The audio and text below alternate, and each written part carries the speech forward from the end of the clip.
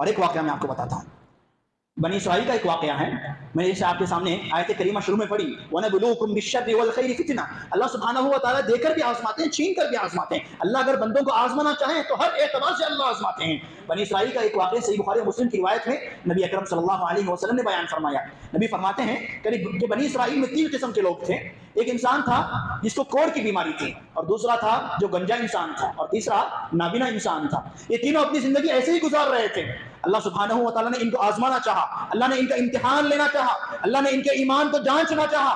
اللہ سبحانہ و تعالیٰ نے ایک خوبصورت انسان کی شکل میں فرشتے کو ان تینوں کے پاس بھیجا۔ فرشتہ ایک ایک انسان کے پاس آتا۔ سب سے پہلے فرشتہ جو کوڑ والی بیماری تھی نا، اس کے پاس آیا اور کہنے لگا، کیا تمہاری دنیاوی کوئی خواہش ہے تو بتاؤ، میں پوری کر دوں گا۔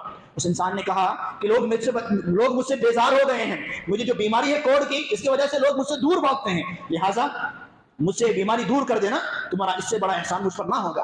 تو لہٰذا اللہ کے حکم سے فرشتے نے اس کے جسم پر ہاتھ پھیرا تو اللہ سبحانہ و تعالیٰ نے اس بندے کو شفا یاب کر دیا۔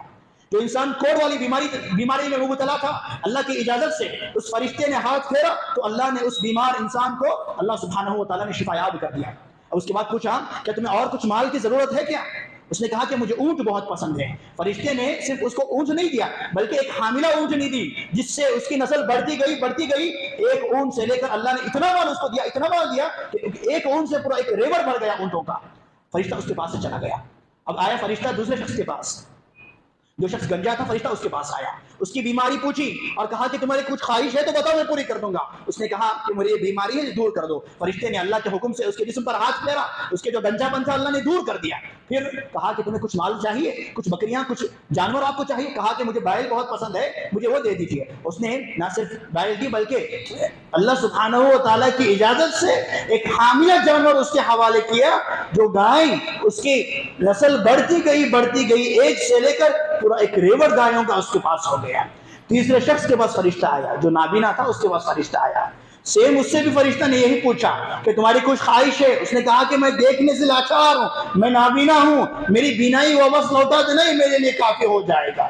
اس کے بعد فرشتے نے اس کی بات سنی اور اس کا مطالبہ بھی پورا کر دیا۔ اس کے چہرے پر ہاتھ پھیرا تو اللہ کی اجازت سے اس کی بینائی واپس لوٹ آئی، اور کہا کہ تمہیں کچھ مال چاہیے، کچھ جانور چاہیے؟ اس نے کہا کہ مجھے بکریاں چاہیے۔ اس نے ایک حاملہ بکری اس کو دی، جس کی وجہ سے اس کا بھی ریوڑ بڑھتا گیا، اور دیکھتے ہی دیکھتے ایک بکری سے لے کر پورا ایک ریوڑ ہو گیا۔ اندازہ لگائیے، تینوں کے تینوں شخص بیمار تھے، تینوں کے پاس نہ صحت تھی، نہ مال تھا، نہ دولت تھی۔ اللہ نے آزمانا چاہا، اللہ نے صحت بھی دی، مال و دولت بھی عطا کیا، صرف دیا ہی نہیں بلکہ ایک ریوڑ کی شکل میں دیا۔ اللہ نے آزمانا چاہا، اللہ نے دوبارہ اسی فرشتے کو بھیجا۔ اب جو فرشتہ خوبصورت شکل میں آیا تھا نا، اب فرشتہ پہلے انسان کے پاس جو کوڑ والی بیماری تھا، اس کے پاس کوڑ والے بیمار انسان کی شکل میں فرشتہ آیا اور کہا کہ دیکھو، میں مسافر ہوں، میں راستہ بھٹک گیا ہوں، میرا راستہ ختم ہو گیا ہے، میری جو سواریاں تھی وہ بھی گم ہو گئی ہیں، لہٰذا ایک اونٹ مجھے دے دو تاکہ میں اپنے منزل مقصود تک پہنچ جاؤں اور اپنے گھر تک میں صحیح سالم پہنچ جاؤں۔ پتا ہے اس شخص نے کیا کہا؟ اس شخص نے کہا کہ نہیں، میں آپ کو اونٹ نہیں دے سکتا، میرے پاس بہت سارے حقوق ہیں، میرے یہ کام ہیں، میرے یہ کام ہیں، میرے یہ اخراجات ہیں، میرے یہ ذمہ داریاں ہیں۔ اس نے گنائی، آج ہم بھی گناتے ہیں۔ اللہ نے ہمیں مال دیا ہے، کچھ خرچ کرنے کے لیے کہیں تو ہمارے سر پر کئی ایک ذمہ داریاں آتی ہیں۔ اللہ دے کر بھی آزماتے ہیں، یاد رکھیں۔ اللہ نے اس انسان کو دیا، صحت کی دولت دی، صحت مال و دولت کی نعمت سے اللہ نوازتا ہے، پھر اللہ نے آزمانا چاہا۔ اس فرشتے نے کہا کہ ذرا یاد کرو وہ وقت جب تم بیمار تھے اور تمہارے پاس کچھ مال نہیں تھا، اس وقت تم کیسے تھے؟ وہ انسان جھوٹ بولنے لگا، کہنے لگا یہ تو میرے باپ دادا کی جانب سے چلا آ رہا ہے مال، یہ میرے باپ دادا کی وراثت ہے جو مجھے ملی ہے۔ اس کے بعد فرشتے نے بددعا دے دی اس کو اور کہا اگر تم جھوٹے ہو تو اللہ تمہیں دوبارہ ویسے ہی بیمار بنا دے جیسے تم پہلے تھے۔ تو اللہ نے بیمار اس کو ویسے ہی واپس بنا دیا۔ سبحان اللہ۔ فرشتہ دوسرے انسان کے پاس آیا، جو گنجا انسان تھا، فرشتہ اس کے پاس آیا۔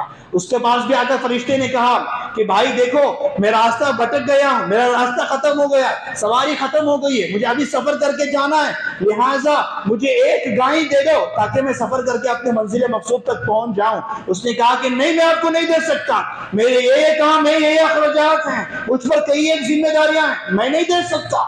اس کے بعد فرشتے نے اس کی نعمت یاد دلائی، کیا تم بیمار نہیں تھے؟ کیا تمہارے پاس مال و دولت نہیں تھا؟ کیا تم فقیر ہی تھے نا، تمہارے پاس مال و دولت نہیں تھا؟ اللہ نے تمہیں دیا ہے تو ایک دینے میں کیا حرج ہے، ایک خرچ کرنے میں تمہاری کیا کمی ہو رہی ہے؟ اور اس نے مانا نہیں۔ اس کے بعد فرشتے نے واپس اس کو بھی بد دعا دے دی، تو اللہ سبحانہ و تعالیٰ نے اس کے پاس سے بھی وہ نعمت چھین لی۔ فرشتہ تیسرے شخص کے پاس آیا، جو نابینا انسان تھا، فرشتہ اس کے پاس آیا، اس کے پاس آ کر کہنے لگا، بھائی میں راستہ بھٹک گیا ہوں، مجھے ایک سواری کی ضرورت ہے تاکہ میں اپنے منزل مقصود تک پہنچ جاؤں، مجھے ایک بکری دے دو تاکہ میں راستے میں اس کا استعمال کرتے ہوئے اپنے منزل مقصود تک پہنچ جاؤں۔ فرشتہ وہ جو نابینا انسان تھا وہ کہتا ہے اس آدمی سے جو نابینا بن کر اس کے پاس آیا تھا، فرشتے کی شکل میں فرشتہ تھا وہ انسان، نابینا بن کر اس کے پاس آیا تھا، وہ جو حقیقی معنوں میں جو بیمار انسان تھا نا، جس کو اللہ نے بکریوں کی نعمت سے نوازا تھا، وہ کہتا ہے قد کنت اعمی، بھائی دیکھو میں ایک وقت تھا کہ میں بھی نابینا تھا، اللہ نے مجھے بھی اندھا بنایا تھا، فرد اللہ بصری، اللہ نے مجھے میری بینائی عطا کی، مجھے میری بینائی لوٹائی، اللہ نے مجھے بینائی لوٹائی ہے۔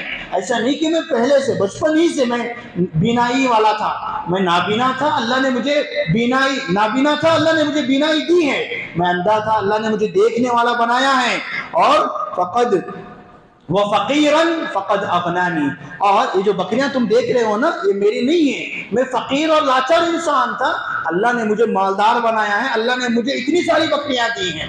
اور اس کے بعد وہ کہتا ہے فخذ ما شئت، تمہیں ایک نہیں جتنی بکریاں چاہے اتنی لے لو، تم نے اللہ کا واسطہ دیا ہے اور اللہ کے واسطے سے تم نے سوال کیا ہے، جتنی بکریاں تمہیں چاہیے، جتنی بکریوں کی تمہیں ضرورت ہے ساری بکریاں لے لو، اور میں تمہیں کچھ روکوں گا نہیں، 10 چاہیے 100 چاہیے جتنی تمہیں چاہیے لے لو، میں تمہیں روکوں گا نہیں۔